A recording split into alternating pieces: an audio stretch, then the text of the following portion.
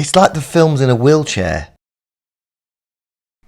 Okay, now that the fuss has died down about Indiana Jones and the Dial of Destiny, it's time to have a clear, unemotional look at the film now that it's just been released online. Now, when the reviews came out for this film, they were sort of torn between this is the worst Indiana Jones film that's ever made, a travesty, and should never have been made, and then other reviews were it's better than Crystal Skull, it's on par with Temple of Doom.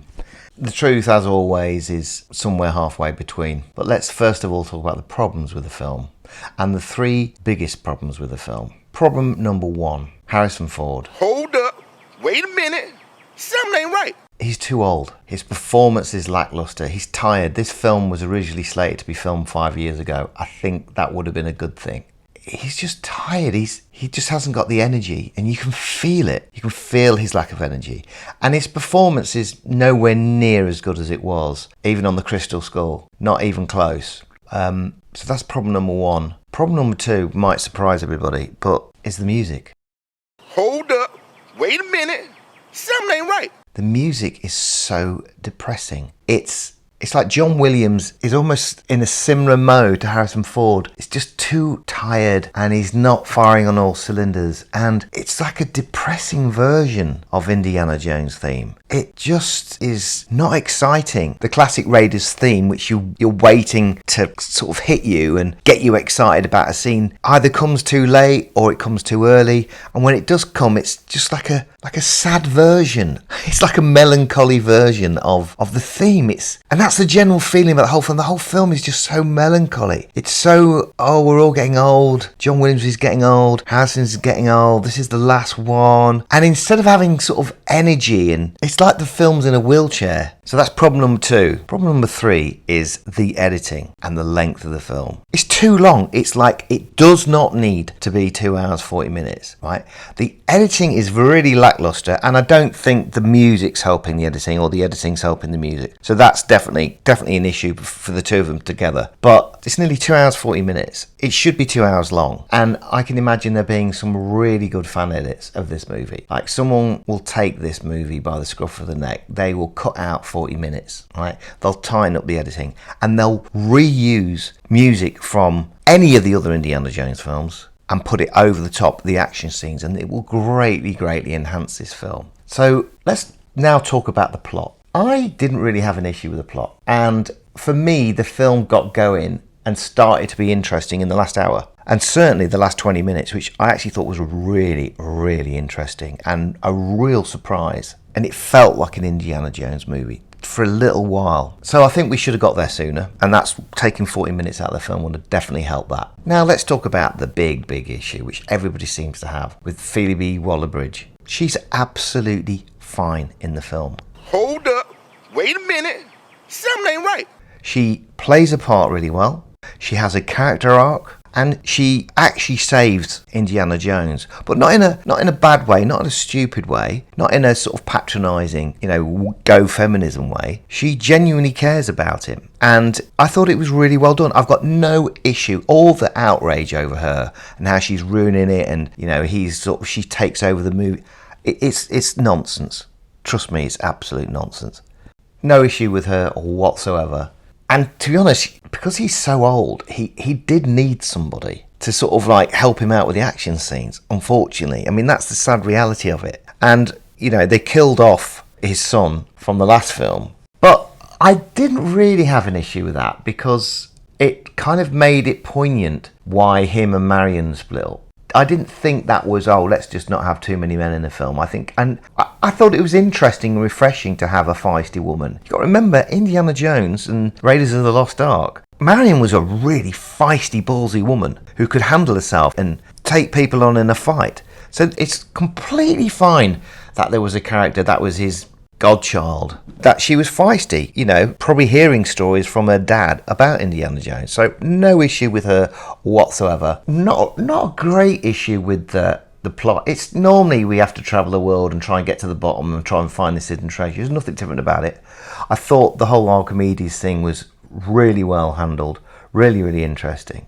Now, the other thing I need to talk about is the start of the film. Now, for a lot of people who didn't like the film, their favourite part of the film was the first half an hour, which is all set in the past. I think it's set in 1943. It uses a de-aged Harrison Ford. So let me talk to you about this, because I think we need to break it down. This scene had two major problems with it. The actual de-aging was fine. I didn't have a problem with the de-aging. But what I had a problem with was the fact that they kept Harrison Ford's voice of an 8-year-old man dubbed onto or used for the scenes where he's supposedly 35, 36. It just ruined the de-aging. And it just made you really aware of the de-aging. So you just went, well, this isn't right, so let's work out why it's not right, which then made you really analyse the de-aging technique. So it was such a dumb decision to use Harrison Ford's voice as it is now. I'm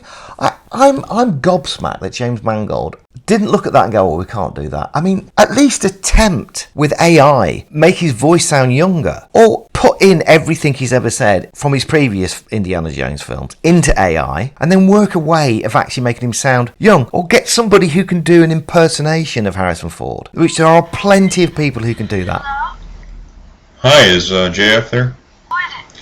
This is Eddie, old friend of JF. And use that instead of Harrison Ford. Anything but what they did. It was an absolutely ridiculously stupid decision. Right.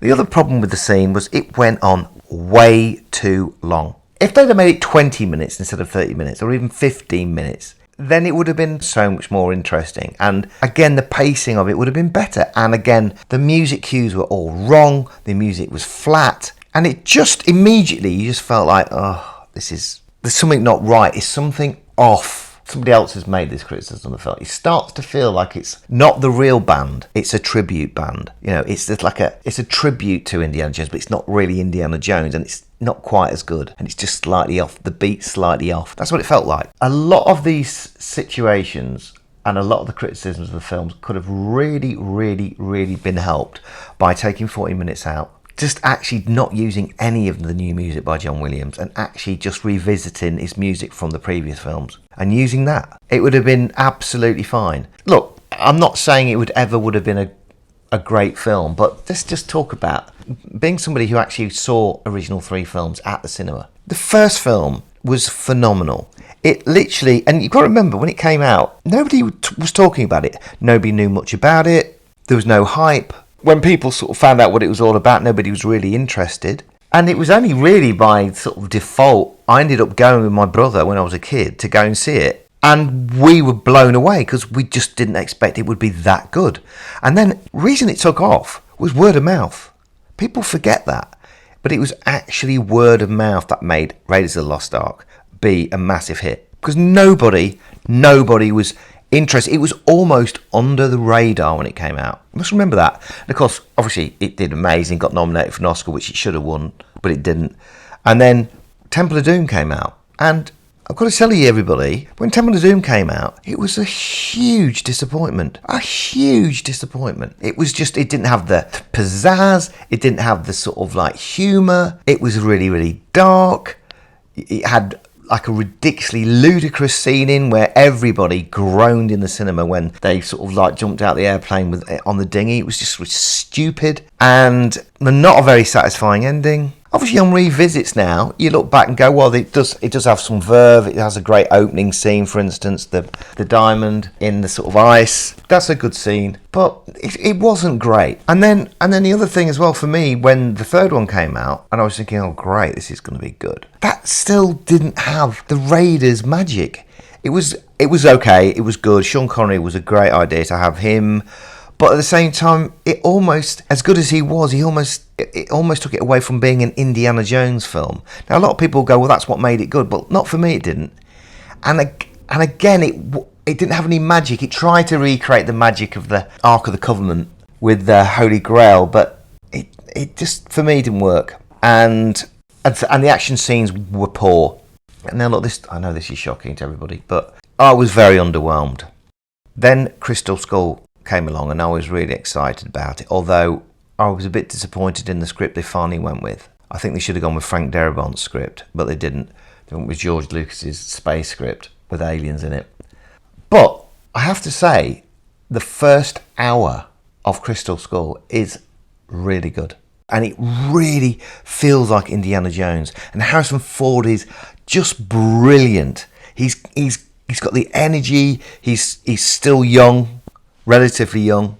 I think he was 64, 63 when he made it. He's 65 when he came out. A big difference. He still can do the action scenes and pull them off. The first hour is superb. I thought Shia LaBeouf was a really good idea to have a younger version that he didn't know was his dad. All the scene around the campus was really, really good. Shia LaBeouf is a good actor, and he could have maybe took the mantle on later. But first hour of Crystal Skull is brilliant. Second hour, a mess, as we know. Stupid scenes. The monkeys, absolutely. Tarzan, it's dumb and stupid. But the first hour is good, and I would say it's still better than the whole of Dial of Destiny. Let's talk about some other issues with the film. A lot of people have been complaining that he's a grumpy old man, but I didn't have a problem with that. I didn't have a problem that he's jaded, he's a bit fed up, the pupils aren't listening. I didn't really have a problem with that whole concept, but I just had a problem with Harrison's performance. It's like he's just so tired. He doesn't give it any spark, and there's no humour. A grumpy Indiana Jones having to go through his daily thing, getting up in the morning, having a bad back, trying to get his trousers on, trying to make the subway. You could have actually done a really great spoof, a really great play on the opening sequence to Raiders of the Lost Ark, of him just trying to go his everyday business, trying to go to school, but with the music. Could have been a really very, very witty way of saying, I'm too old for this. I used to have to avoid massive 6-metre rolling balls, and now my hardest thing is to try and make the tube and not get my pants caught in the door. There was a way to get you on side with a very old Indiana Jones. And unfortunately, the director and the script writers didn't take, and that was a real missed opportunity. I mean, I just wish maybe somebody else had directed the film, maybe somebody who could just push Harrison a little bit more. I don't think Mangold pushed Harrison for the really best performances. I don't think Mangold really has a handle on comedy, which I think it needs. There's always humour in Indiana Jones films. They missed opportunities here for that. Another problem with the film is there's too many chase sequences, but you know, I've covered that with taking 40 minutes out. You can take a chase scene out, or you can at least cut down the chase scene. It's too much. Everything overstays its welcome, apart from the end. The other issue some people have had is Marion. But I actually thought the best acted scene in the entire film was the scene between Indiana Jones and Marion. I thought it was really poignant. It was the first time in the entire film where I actually felt some emotion. And I actually liked the way they twisted the scene that happened in Raiders of the Lost Ark for that very last scene, and that he'd found peace with her. Yeah, it's I can see why people just got very depressed watching this film. But I don't think it's actually the concept of the film. I think it's the music. I think it's Harrison's performance. I think it's the editing. The whole thing just feels like you're swimming in treacle. And it didn't need to be like that. A lot of this could have been saved by either a different director, and don't get me wrong, James Mangold is a very good director, and he does kind of recreate the look of an Indiana Jones film, but he doesn't recreate the feeling. But I don't think he's helped by John Williams. John Williams, it just sounds so tired. The composer's tired, Harrison's tired, the editor's tired, and it doesn't help it. So, as I say, I'm looking forward to a fan edit of this, because I think somebody will actually vastly improve this film. What they won't be able to do, though, is they won't be able to put any comedy in, which would have helped greatly with an old, aging, Indiana Jones, which had such potential for comedy. It is a great shame that Spielberg didn't actually go, you know what, let's go out with this one. I think this would have been a better one for him to go out with. And I think Spielberg unleashed without George steering him into sort of dumb areas would have been quite interesting. But obviously, Spielberg didn't want to do that without his mate. It probably didn't feel right to him. But it's a shame he didn't direct this. Spielberg directing this film, I don't think it would have got the response it would have got. And I think it would have done way better. And I think there would have been way more goodwill from the audience and the fans if he'd have directed it. They've gone, well, look, okay, we haven't got George Lucas, but we've got Steven Spielberg and we've got Harrison Ford. So let's go with this one. What would I recommend in terms of watching it? Well, I'm glad I didn't go to the cinema and pay money to see this. I would have been upset. I have paid money for this review to watch the film, and I'm upset that I paid money. I think this film is worth watching if you catch it, if it comes on terrestrial TV, or you're on an airplane, or when it's available free eventually, if ever, on something like Amazon Prime or Disney. If you're paying Disney and it comes on, then obviously watch it. If you don't have to pay any extra. But in fact, it's a sad thing to say really about an Indiana Jones film. Wait for it to be freely available, and then you may enjoy it, because at least you've not spent any money on it. And that's unfortunately my review for Indiana Jones and the Dial of Destiny on the only review that matters.